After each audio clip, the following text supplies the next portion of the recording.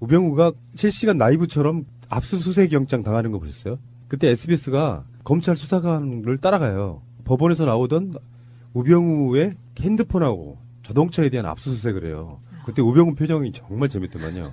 어땠어요? 저는 못 봤습니다. 그 꼭 알아야 뉴스 나갔거든요. 그러니까 그 뉴스는 들었는데 화면을 못 봤어요. 표정이 되게 황당하고 네. 무슨 압수수색이요? 굉장히 당황한 게 보여요. 법원에 나왔던 우병우 전 청와대 민정수석이 재판을 마치고 차에 오르려는 순간 뒤따라 나온 2명의 수사관이 우 전 수석을 덮칩니다. 그리고 우 전 수석에게 압수수색 영장을 꺼내들었습니다. 영장을 집행하려고 하는데 무슨 영장이죠? 휴대폰과 그 차량에 대한 영장 집행을 지금 하려고 합니다. 휴대폰과 차량이요? 예. 서울중앙지검 국정원 수사팀이 우 전 수석의 휴대전화와 차량을 압수수색한 겁니다. 특히 우 전 수석이 현재 쓰고 있는 휴대전화를 확보했습니다. 그래서 우병우의 핸드폰하고 차량에 대한 압수수색을 했거든요. 우병우 지금 2번째 빠져나갔죠. 네. 3번째는 빠져나가기 힘들 거다. 검찰 입장에서는 같은 검찰도 우병우에 의해서 컨트롤되는 검찰이 있었고, 근데 그렇지 않은 쪽 검찰 입장에서는 가장 벼르는 인물 중에 하나가 우병우일 거예요. 우병우에 대한 구속영장이 청구될 것이냐 말 것이냐. 청구되면 이번에도 빠져나갈 수 있을 것이냐 말 것이냐 이런 건데, 여기서 이제 우리가 하나 알아둬야 할 게 하나 있어요. 지금 나오고 있는 뉴스들 중에 그 당시에 국정원 제2차장이 최윤수입니다. 최윤수는 우병우의 대학교 동기 동창이에요. 그래서 우병우에 의해서 사실상 국정원에 꽂혔다라고 보시면 됩니다. 국내정치 담당하는 파트이기도 했고. 근데 실제로 나온 보도들을 쭉 보면 추명호 국장이 우병우에게 직보했다 이런 거거든요. 근데 여기서 이제 추명호가 다시 나오겠지만 이석수 당시의 감찰관 그 뒷조사도 추명호가 했다는 거거든요. 근데 이 추명호가 우병우에게 직보한 게 최윤수 패싱하고 직보한 게 아니라 2차장이면요, 사실상 공무원 직급을 떠나가지고 거의 뭐 장차관급이에요. 이 사람이 우병우를 만나서 맨날 직보할 수는 없잖아요. 그러니까 자기 자신의 끈앞풀인 추명호를 통해 가지고 우병우에게 그걸 직보하게 만들어줬던 게 아니냐 하는 이야기가 지금 있는 거예요. 검찰은 그런 쪽으로 수사를 하고 있는 거고요. 우병우가 그 최윤수 전 국가정보원 2차장하고 수시로 통화를 했다는 거잖아요. 이게 자신들의 휴대폰으로 직접 통화를 할 만큼 용기가 있어 보이는데 우리가 보기에는, 근데 당사자들은 우병우 입장에서는 통신영장 기각이 된 적이 있잖아요.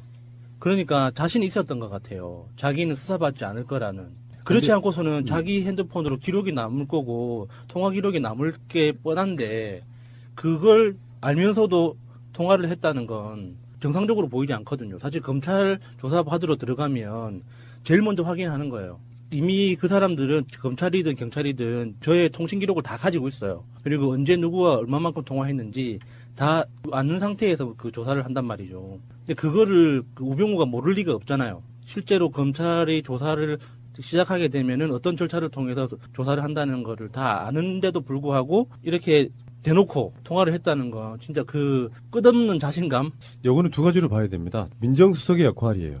그러니까 우병우 입장에서는 지금 그쪽도 그런 논리로 몰아가고 있거든요. 국정원에서는 민정수석에게 정보를 보고하게 돼 있다라는 쪽으로 몰고 가고 있는 거예요. 그러니까 우병우 입장에선 그게 불법성이 없다고 쉴드 치기 위한 용도로 쓰고 있는 거예요. 국정농단이 터지기 전에는 이런 일이 어떤 법적인 문제가 되겠어 생각했을 거고, 나중에는 쉴드는 다 그런 방식이에요. 추명호든 최윤수든 두 사람이 전부 다 국정원에서는 민정수석한테 정보를 올리게 돼 있다 이런 개념으로 갖고 오고 있는 거예요.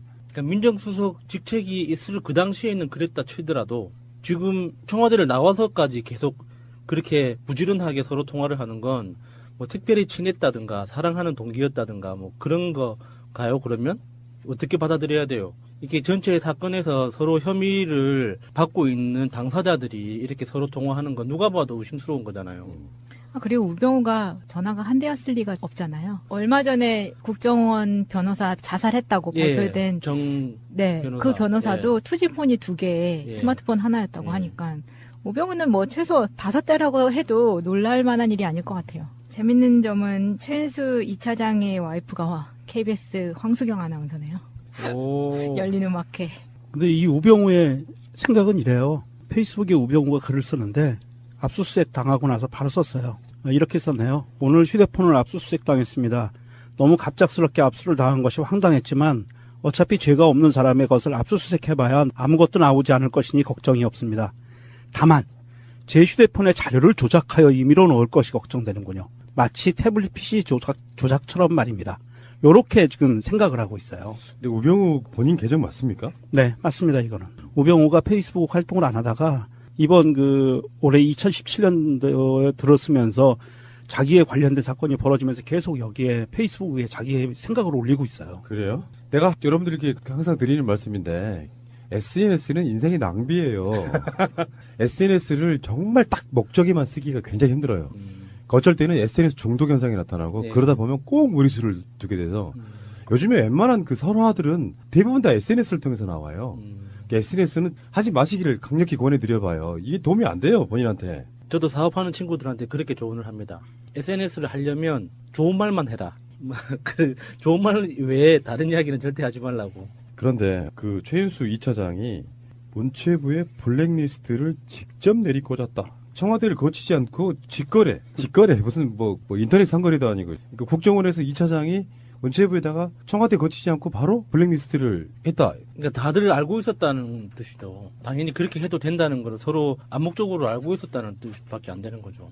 국정원과 청와대가 하나이지 않고 둘이 돼 둘이지 않은 국정원 마음대로 이런 것들을 해도 크게 문제가 되지 않는 그런 상황이었던 거죠. 청와대가 있기나 했었던 건지 궁금하기도 하고요. 국정원이 블랙리스트를 이렇게 문체부에다 직접 내릴 정도면 국정원이란 존재가 이렇게 정책 결정하고 뭔가를 하는 집단이 아니잖아요.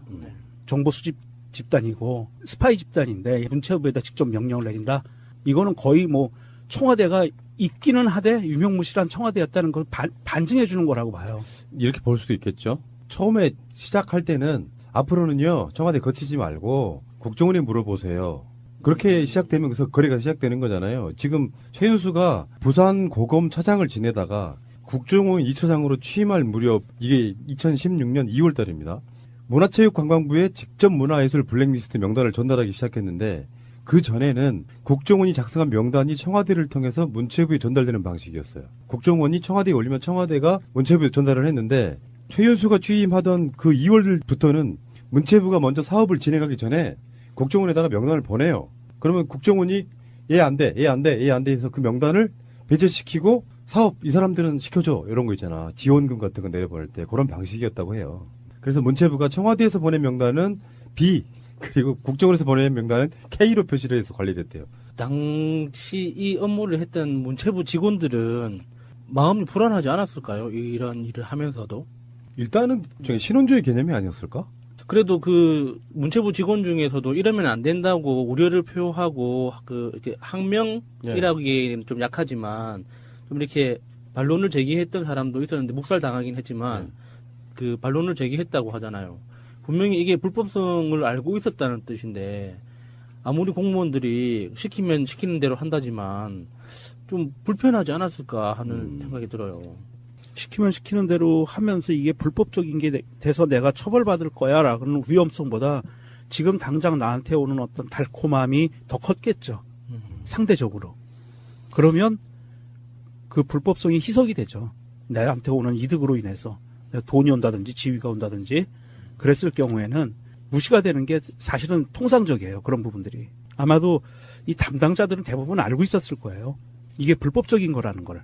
모르고 있으면 이거는 바보죠. 원칙적으로 누가 처음부터 아주 유력한 사람이 그렇게 해도 돼라는 걸 심어줬기 때문에 가능해지는 일이잖아요. 불법적인 걸 알고 있었다면. 그럼 그게 누구였을까? 뭐 조윤선이었을까? 그 문체부로만 가도 다 마찬가지겠죠. 사실은 정말 바보들이어서 이렇게 시키면 영혼 없이 그냥 했을 수도 있다고 생각이 들거든요. 네, 아마 이게 청와대에서 직접 내려오는 B라고 표시된 문건, 국정원에서 직접 내려오는 K라는 표시된 문건이 두 라인이 쭉 내려온다고 봤을 때 이 문건들을 봤거나 아니면 지시를 받는 입장에서는 야, 이게 청와대의 뜻이고 국정원의 뜻이야. 이건 어길 수 없어라고 생각을 했을 거예요. 불법인 거는 알지만 아마도 그랬을 거고요. 그 안에서 좀 고위직책에 있는 애들은 당연히 당근 때문에 그걸 따라갔을 거고요. 이게 뭐 청와대에서 직접 내려온 건데 뭐 이거 항명할 수가 없는 상황이잖아요. 대부분은. 대통령이 내렸다? 와, 대통령이 직접 지시 내렸는데 나 이거 한 방에 가는 거야. 그 사람 아직도 있어요? 이 말이 나오니까. 자, 그런데 오늘이요. 이석수 전 청와대 특별감찰관이 감찰에 방해받은 정황들을 증언했는데요.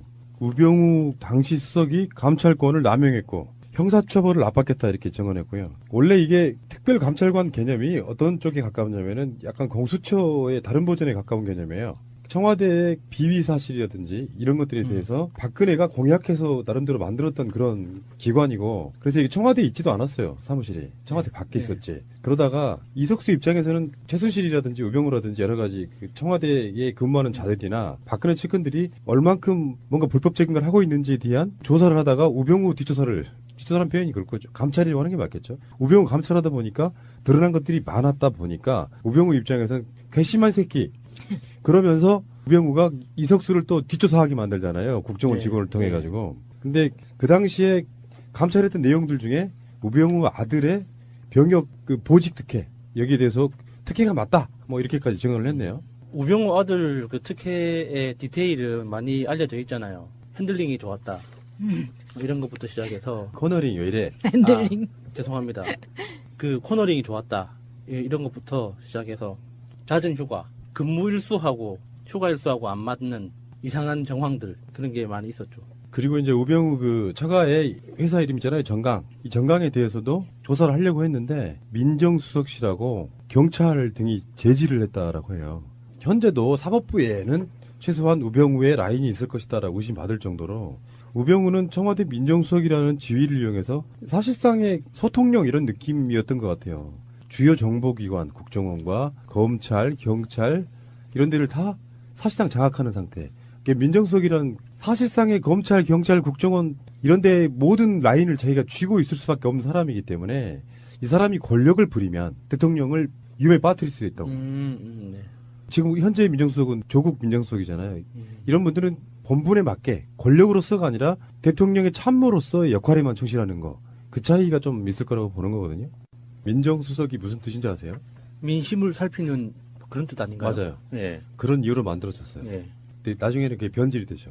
민심을 독점하는? 사찰하는 걸로 변경이 되죠. 예, 그렇지. 사찰 같은 걸 포함하고 모든 사법 권력들을 다 모아주는 뭐 이런 정도. 사실 민정수석이라는 개념이 정말 민심이 어떻게 돌아가는지 그거랑 사법 권력을 장악하는 거하고 무슨 상관이 있을까 이런 생각도 좀 해봐요. 그래서 그 자리에는 보통 검사 출신들이 떡하니 앉아가지고. 그래서 검사 출신이 아닌 사람이 지금 현재 민정수석 하고 있는 것도 사실 이례적인 일이에요. 저번에 왜 이명박 쪽에서 다스 문제네 뭐네 얘기가 나오고 있을 때 가장 먼저 이명박이 찾은 인물이 누구냐면 이종찬이라고 이명박 때 민정수석 했던 사람인데 그런 사람들을 불러 모아가지고 그거 물어보는 거예요. 참여정부 때 비리는 없었냐?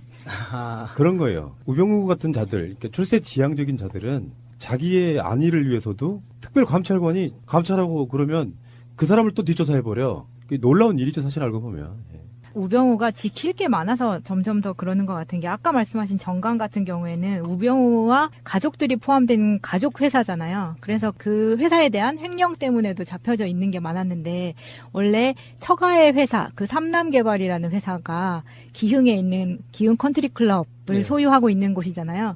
그곳이 기업인들 사이에서는 정말 프리미엄급으로 비싼 그린피를 내는 골프장이라고 해요. 우리나라에서 가장 비싸다는 골프장에 속하는 거죠, 이 회사가. 네, 이 회사 자체가. 그런데 이것도 지켜야 되고 저것도 지켜야 되는 우병우 입장에서는 이렇게 갈 수밖에 없는 거죠, 지금. 그러니까 정몽준 등 재벌 출신들을 제외하고는요. 역대 공직자 중에 가장 재산이 많은 사람이 우병우예요. 그러니까 반대로 말하면 그게 뭐가 아쉽겠냐 하지만 반대로 말하면 지킬 것도 많은 거죠. 그러니까 우병우가 원래 우병우 집안 자체가 돈이 많아서 이렇게 내 거였다면 상관없죠. 조금 뜯기더라도 여기까지만 이게 뜯기고 팔 한쪽 내주고 나머지는 몸통을 가져가자 이렇게 할 수가 있는데 사실 일종의 대릴사회잖아요. 네. 어린 나이에 사법고시 합격해서 일찍 출세 가도를 달렸기 때문에 그 장인어른 눈에 띄어가지고 이 발탁된 사회잖아요. 그러니까 자기 임무를 해야 되는 거죠. 남자로서의 어떤 좀 씁쓸함 같은 것도 느껴져요. 이렇게 고단한 삶을 살고 있는 사람. 한 번도 자기 인생을 살지 못하는 그런 느낌도 있어요. 우병우의 국정농단의 핵심은 막 빠져나갔지만 자기 자신의 장모와 최순실과의 예. 친분관계. 예. 우병우는 노무현 대통령 수사하는 라인 중에 하나였었고 그래서 이제 그런 얘기를 했냐 안 했냐도 지만 당신은 지금부터는 전직 대통령이 아닙니다. 뭐 했다는 게 우병우의 말이라고 알려져 있잖아요.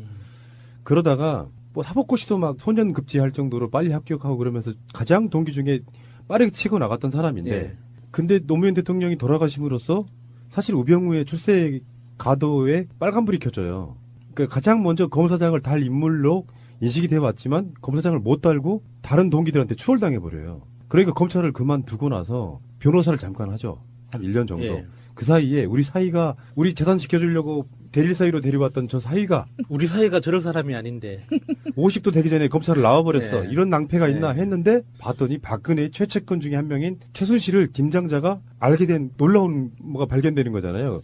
그렇다 보니까 김영한 수석 대 김기춘 비서실장 대 민정수석실로 우병우가 가게 되죠. 네. 그리고 나서 무슨 이유인지 모르지만 김영한 수석은 그만두고 나중에 뭐 돌아가셨고요. 그 자리를 바로 우병우가 꿰차는 우리나라 최고의 권력 실세, 숨어있는 최고의 권력 실세. 출세하고 싶은 자들은 다 나한테 와라. 검찰이든 경찰이든 뭐 국정원이든 어디든 간에. 뭐 그런 겁니다. 우병우가 실시간 라이브처럼 압수수색 영장 당하는 거 보셨어요? 그때 SBS가 검찰 수사관을 따라가요. 법원에서 나오던 우병우의 핸드폰하고 자동차에 대한 압수수색을 해요. 그때 우병우 표정이 정말 재밌더만요. 어땠어요? 저는 못 봤습니다. 아, 그 꼭 알아야 할 뉴스 나갔거든요. 아 그러니까 그 뉴스는 들었는데 어. 화면을 못 봤어요. 표정이 되게 황당하고 예. 무슨 압수수색이요? 굉장히 당황한 게 보여요.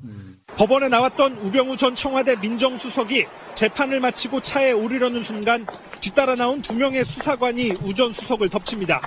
그리고 우 전 수석에게 압수수색 영장을 꺼내들었습니다. 영장을 지금 하려고 하는데 무슨 영장이죠? 네, 휴대폰과 그 차량에 대한 영장집행을 지금 하려고 합니다. 휴대폰과 차량이요? 예. 서울중앙지검 국정원 수사팀이 우 전 수석의 휴대전화와 차량을 압수수색한 겁니다. 특히 우 전 수석이 현재 쓰고 있는 휴대전화를 확보했습니다.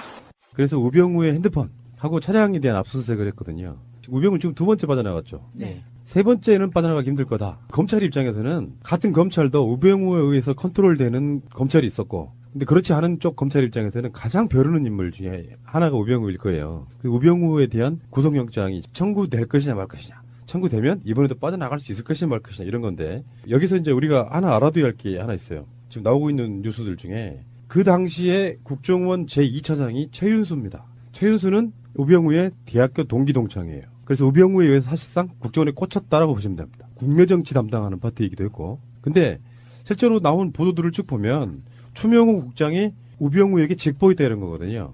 근데 여기서 이제 추명호가 다시 나오겠지만 이석수 당시의 감찰관 그 뒷조사도 추명호가 했다는 거거든요. 근데 이 추명호가 우병우에게 직보한 게 최윤수를 패싱하고 최윤수 패싱하고 직보한 게 아니라 2차장이면요. 사실상 공무원 직급을 떠나가지고 거의 뭐 장차관급이에요. 이 사람이 우병우를 만나서 맨날 직보할 수는 없잖아요. 그러니까 자기 자신의 끈앞풀인 추명호를 통해 가지고 우병우에게 그걸 직보하게 만들어줬던 게 아니냐 하는 이야기가 지금 있는 거예요. 검찰은 그런 쪽으로 수사를 하고 있는 거고요. 우병우가 그 최윤수 전 국가정보원 2차장하고 수시로 통화를 했다는 거잖아요. 이게 자신들의 휴대폰으로 직접 통화를 할 만큼 용기가 있어 보이는데 우리가 보기에는 근데 당사자들은 우병우 입장에서는 통신영장 기각이 된 적이 있잖아요. 그러니까 자신이 있었던 것 같아요. 자기는 수사받지 않을 거라는. 그렇지 않고서는 자기 핸드폰으로 기록이 남을 거고 통화 기록이 남을 게 뻔한데 그걸 알면서도 통화를 했다는 건 정상적으로 보이지 않거든요. 사실 검찰 조사 받으러 들어가면 제일 먼저 확인하는 거예요. 이미 그 사람들은 검찰이든 경찰이든 저의 통신 기록을 다 가지고 있어요. 그리고 언제 누구와 얼마만큼 통화했는지 다 아는 상태에서 그 조사를 한단 말이죠. 근데 그거를 그 우병우가 모를 리가 없잖아요. 실제로 검찰이 조사를 시작하게 되면은 어떤 절차를 통해서 조사를 한다는 거를 다 아는데도 불구하고 이렇게 대놓고 통화를 했다는 거 진짜 그 끝없는 자신감. 요거는 두 가지로 봐야 됩니다. 민정수석의 역할이에요. 그러니까 우병우 입장에서는 지금 그쪽도 그런 논리로 몰아가고 있거든요. 국정원에서는 민정수석에게 정보를 보고하게 돼 있다라는 쪽으로 몰고 가고 있는 거예요. 그러니까 우병우 입장에선 그게 불법성이 없다고 쉴드 치기 위한 용도로 쓰고 있는 거예요. 국정농단이 터지기 전에는 이런 일이 어떤 법적인 문제가 되겠어 생각했을 거고 나중에는 쉴드는 다 그런 방식이에요. 추명호든 최윤수든 두 사람이 전부 다 국정원에서는 민정수석한테 정보를 올리게 돼 있다 이런 개념으로 갖고 오고 있는 거예요. 그러니까 민정수석 직책이 있을 그 당시에는 그랬다 치더라도 지금 청와대를 나와서까지 계속 그렇게 부지런하게 서로 통화를 하는 건 뭐 특별히 친했다든가 사랑하는 동기였다든가 뭐 그런 거가요? 그러면 어떻게 받아들여야 돼요? 이게 전체 사건에서 서로 혐의를 받고 있는 당사자들이 이렇게 서로 통화하는 건 누가 봐도 의심스러운 거잖아요. 그리고 우병우가 전화가 한 대였을 리가 없잖아요. 얼마 전에 국정원 변호사 자살했다고 발표된 네, 변호사. 그 변호사도 투지폰이 2개, 스마트폰 하나였다고 하니까 우병우는 뭐 최소 5대라고 해도 놀랄 만한 일이 아닐 것 같아요. 재밌는 점은 최은수 2차장의 와이프가 KBS 황수경 아나운서네요. 열린 음악회. 근데 이 우병우의 생각은 이래요. 페이스북에 우병우가 글을 쓰는데 압수수색 당하고 나서 바로 썼어요. 이렇게 썼네요. 오늘 휴대폰을 압수수색 당했습니다. 너무 갑작스럽게 압수를 당한 것이 황당했지만 어차피 죄가 없는 사람의 것을 압수수색해봐야 아무것도 나오지 않을 것이니 걱정이 없습니다. 다만 제 휴대폰에 자료를 조작하여 임의로 넣을 것이 걱정되는군요. 마치 태블릿 PC 조작처럼 말입니다. 요렇게 지금 생각을 하고 있어요. 근데 우병우 본인 계정 맞습니까? 네, 맞습니다. 이거는 우병우가 페이스북 활동을 안 하다가 이번 올해 2017년도에 들었으면서 자기에 관련된 사건이 벌어지면서 계속 여기에 페이스북 위에 자기의 생각을 올리고 있어요. 그래요? 내가 여러분들에게 항상 드리는 말씀인데 SNS는 인생의 낭비예요. SNS를 정말 딱 목적에만 쓰기가 굉장히 힘들어요.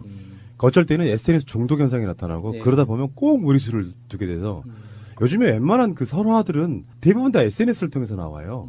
SNS는 하지 마시기를 강력히 권해드려봐요. 이게 도움이 안 돼요, 본인한테. 저도 사업하는 친구들한테 그렇게 조언을 합니다. SNS를 하려면 좋은 말만 해라.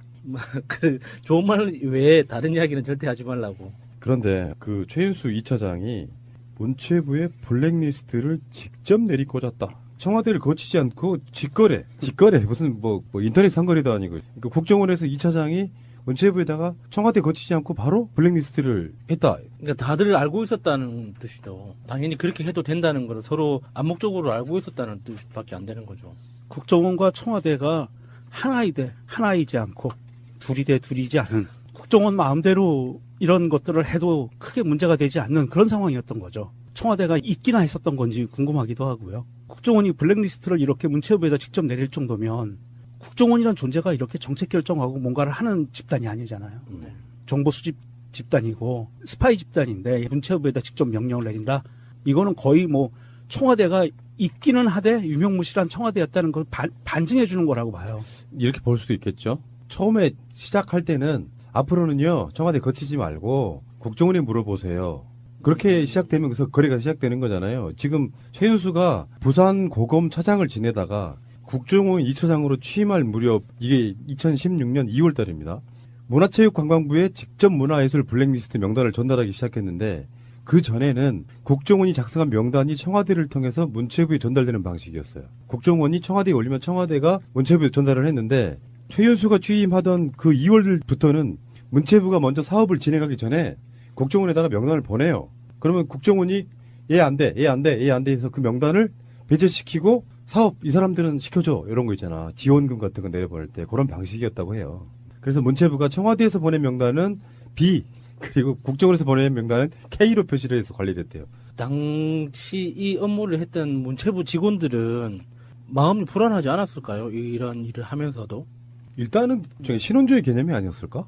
그래도 그 문체부 직원 중에서도 이러면 안 된다고 우려를 표하고 이렇게 항명이라기에는 좀 약하지만 좀 이렇게 감찰했던 내용들 중에 우병우 아들의 병역 그 보직 특혜 여기에 대해서 특혜가 맞다 뭐 이렇게까지 증언을 했네요. 우병우 아들 그 특혜의 디테일은 많이 알려져 있잖아요. 핸들링이 좋았다. 이런 것부터 시작해서 코너링이 왜 이래? 핸들링. 죄송합니다. 그 코너링이 좋았다. 이런 것부터 시작해서 잦은 휴가, 근무 일수하고 휴가 일수하고 안 맞는 이상한 정황들 그런 게 많이 있었죠. 그리고 이제 우병우 그 처가의 회사 이름 있잖아요. 정강. 이 정강에 대해서도 조사를 하려고 했는데 민정수석실하고 경찰 등이 제지를 했다라고 해요. 현재도 사법부에는 최소한 우병우의 라인이 있을 것이다라고 의심받을 정도로 우병우는 청와대 민정수석이라는 지위를 이용해서 사실상의 소통령 이런 느낌이었던 것 같아요. 주요 정보기관, 국정원과 검찰, 경찰 이런 데를 다 사실상 장악하는 상태. 민정수석이라는 사실상의 검찰, 경찰, 국정원 이런 데 모든 라인을 자기가 쥐고 있을 수밖에 없는 사람이기 때문에 이 사람이 권력을 부리면 대통령을 위험에 빠뜨릴 수 있다고. 네. 지금 현재 민정수석은 조국 민정수석이잖아요. 이런 분들은 본분에 맞게 권력으로서가 아니라 대통령의 참모로서의 역할에만 충실하는 거. 그 차이가 좀 있을 거라고 보는 거거든요. 민정수석이 무슨 뜻인지 아세요? 민심을 살피는 그런 뜻 아닌가요? 맞아요. 예. 그런 이유로 만들어졌어요. 예. 근데 나중에는 그게 변질이 되죠. 민심을 독점하는? 사찰하는 걸로 변경이 되죠. 예, 그렇지. 사찰 같은 걸 포함하고 모든 사법 권력들을 다 모아주는 뭐 이런 정도. 사실 민정수석이라는 개념이 정말 민심이 어떻게 돌아가는지 그거랑 사법 권력을 장악하는 거하고 무슨 상관이 있을까 이런 생각도 좀 해봐요. 그래서 그 자리에는 보통 검사 출신들이 떡하니 앉아가지고. 그래서 검사 출신이 아닌 사람이 지금 현재 민정수석 하고 있는 것도 사실 이례적인 일이에요. 저번에 왜 이명박 쪽에서 다스 문제네 뭐네 얘기가 나오고 있을 때 가장 먼저 이명박이 찾은 인물이 누구냐면 이종찬이라고 이명박 때 민정수석 했던 사람인데 그런 사람들을 불러 모아가지고 그거 물어보는 거예요. 참여정부 때 비리는 없었냐? 그런 거예요. 우병우 같은 자들, 그러니까 출세 지향적인 자들은 자기의 안위를 위해서도 특별감찰관이 감찰하고 그러면 그 사람을 또 뒷조사 해버려. 놀라운 일이죠, 사실 알고 보면. 예. 우병우가 지킬 게 많아서 점점 더 그러는 것 같은 게 아까 말씀하신 정강 같은 경우에는 우병우와 가족들이 포함된 가족 회사잖아요. 그래서 그 회사에 대한 횡령 때문에도 잡혀져 있는 게 많았는데 원래 처가의 회사, 그 삼남개발이라는 회사가 기흥에 있는 이게 반론을 제기했던 사람도 있었는데 묵살당하긴 했지만 그 반론을 제기했다고 하잖아요. 분명히 이게 불법성을 알고 있었다는 뜻인데 아무리 공무원들이 시키면 시키는 대로 한다지만 좀 불편하지 않았을까 하는 생각이 들어요. 시키면 시키는 대로 하면서 이게 불법적인 게 돼서 내가 처벌받을 거야라는 위험성보다 지금 당장 나한테 오는 어떤 달콤함이 더 컸겠죠. 상대적으로. 그러면 그 불법성이 희석이 되죠. 나한테 오는 이득으로 인해서 돈이 온다든지 지위가 온다든지 그랬을 경우에는 무시가 되는 게 사실은 통상적이에요. 그런 부분들이. 아마도 이 담당자들은 대부분 알고 있었을 거예요. 이게 불법적인 거라는 걸. 모르고 있으면 이거는 바보죠. 원칙적으로 누가 처음부터 아주 유력한 사람이 그렇게 해도 돼라는 걸 심어줬기 때문에 가능해지는 일이잖아요. 불법적인 걸 알고 있었다면. 그럼 그게 누구였을까? 뭐 조윤선이었을까? 그 문체부로만 가도 다 마찬가지겠죠. 사실은 정말 바보들이어서 이렇게 해 시키면 영혼 없이 그냥 했을 수도 있다고 생각이 들거든요. 네, 아마 이게 청와대에서 내려오는 직접 내려오는 B라고 표시된 문건, 국정원에서 직접 내려오는 K라는 표시된 문건이 두 라인이 쭉 내려온다고 봤을 때 이 문건들을 봤거나 아니면 지시를 받는 입장에서는 야 이게 청와대의 뜻이고 국정원의 뜻이야 이건 어길 수 없어라고 생각을 했을 거예요. 불법인 거는 알지만 아마도 그랬을 거고요. 그 안에서 좀 고위직책에 있는 애들은 당연히 당근 때문에 그걸 따라갔을 거고요. 이게 뭐 청와대에서 직접 내려온 건데 뭐 이거 항명할 수가 없는 상황이잖아요. 대부분은. 대통령이 내렸다? 와 대통령이 직접 지시 내렸는데 나 이거 한 방에 가는 거야. 그 사람 아직도 있어요? 이 말이 나오니까. 자, 그런데 오늘이요. 그 이석수 전 청와대 특별감찰관이 감찰에 방해받은 정황들을 증언했는데요. 우병우 당시 수석이 감찰권을 남용했고 형사처벌을 압박했다 이렇게 증언했고요. 원래 이게 특별감찰관 개념이 어떤 쪽에 가까우냐면은 약간 공수처의 다른 버전에 가까운 개념이에요.